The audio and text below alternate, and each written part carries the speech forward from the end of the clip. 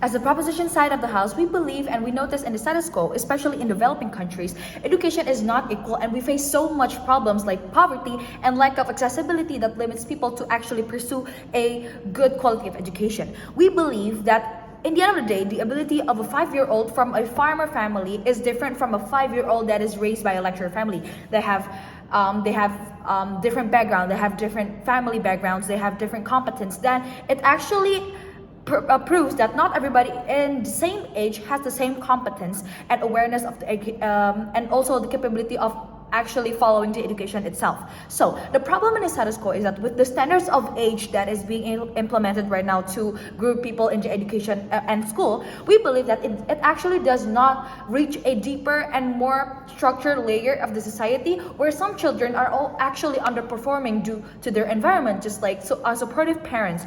There are people who skip school because of poverty, and even if they can go to school, it'll be very hard for them to actually to be equal with their friends, to follow the pace of their friends in studying, and it'll be very hard for them to find tutors to help them to actually match the pace of the in the classroom itself because of the economic limitations. And with those kind of problems, it'll be hard for them to actually pursue higher education. And this proves how ineffective the education system is if we are aiming to make uneducated or even highly educated individuals that could take part in the development of the country itself. So the goal in our side of the house is we want to provide an ideal and effective education that can actually cater all the needs and all the interests of the students in the various layers in the status quo, especially the marginalized people and also the people in the rural area that does not have a really good exposure in a good education and tutors. Okay, so the model that we are providing in this proposal is that we will,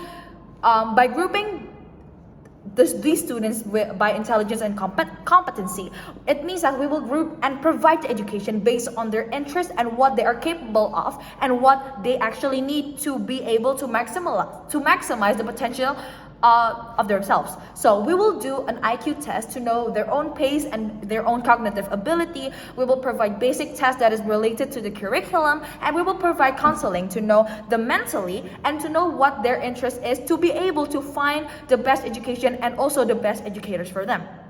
So moving on to my substantives, is the first one would be, why is it justified and exclusive to group primary and middle school students based on their competence instead of their age? Just like what I said, the same age doesn't mean the same competency. So why do we need this to be focused on them? So the primary and middle school education actually gives you the basic education that you need to pursue,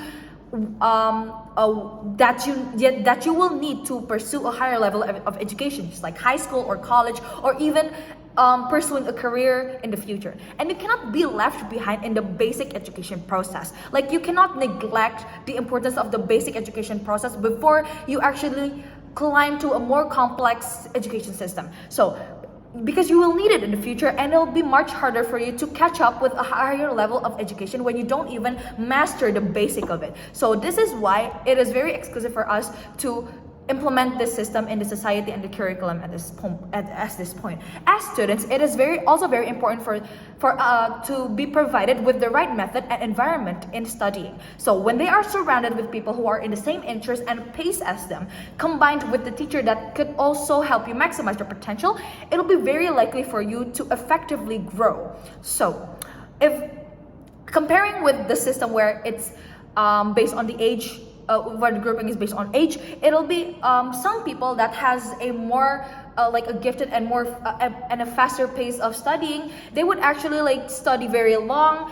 They would actually have to like they would have to bear with the pace that their friends are, where their friends are actually slower, and it'll be very ineffective for them, and it doesn't actually cater all these gifted students need and also interest in some point. So it is very ineffective, and it also could be very, very distractive, because in the end of the day, you can actually, because of the not supportive environment, you can be not as ambitious, and it's not an ideal education that you want. So this is actually backlashing the essence of education, which has to cater all the needs and also interests of each student. So what is actually different from the supportive environment and the difference between grouping by age and grouping by competency? We would see how effective it could be. So it is actually ideal for you to study in an enthusiastic environment when you really want to study seriously. So if you want to ask a very complex question, you don't have to be scared to be discriminated because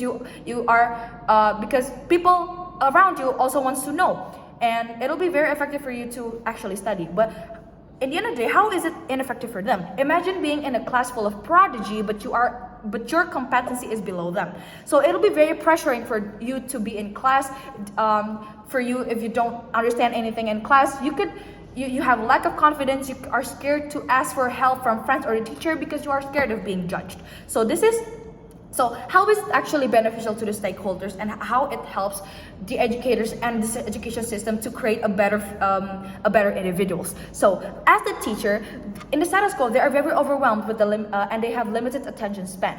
Because of the same age doesn't mean the same competence. There are several students that needs extra attention, and vice versa. A lot of students don't even need their attention to actually grow. So it's hard to actually it's hard to teach different methods to the whole students in the same class with limited time.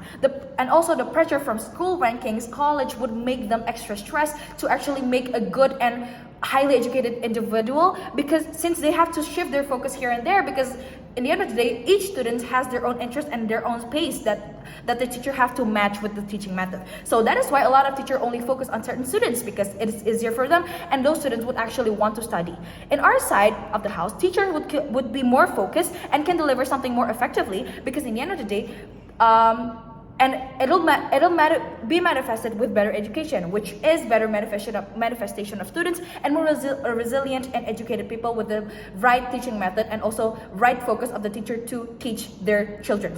So the preemptive of this motion and the worry that the opposition house could actually come with is probably the discrimination of them who are older but not as competent, and the people that fail to graduate but they're older could be actually discriminated and marginalized. But notice how this also happens in the status quo. So many people actually fail to graduate or graduate with really bad scores because they are pushed to follow the pace that they are not used to follow the curriculum that they're not capable to follow. And it actually manifests, it'll manifest to incompetent individuals that could not actually like survive higher education, or actually or they could actually be it'll be so hard for them to find jobs or find good jobs in the future. So a lot of them fail exams and have bad scores because of that, and by that it also discriminates their own competency, and it's the failure of the government and the status quo. Here it is unlikely to happen because with the help of the competent teachers and good education, it'll make studying easier for them and much more effective. And we have also counselor that would help and supervise. They can ask for help if they're being bullied in something and if they have problems and something. So it is actually better in our side of the house, because at least if the discrimination actually happens, we at least at the very least we can actually provide a good education for them that fit themselves, that would give them the competence that they need to survive in a real wild world, and also help them to find career paths and provide more competent individuals. That's why we are proud to propose. Thank you.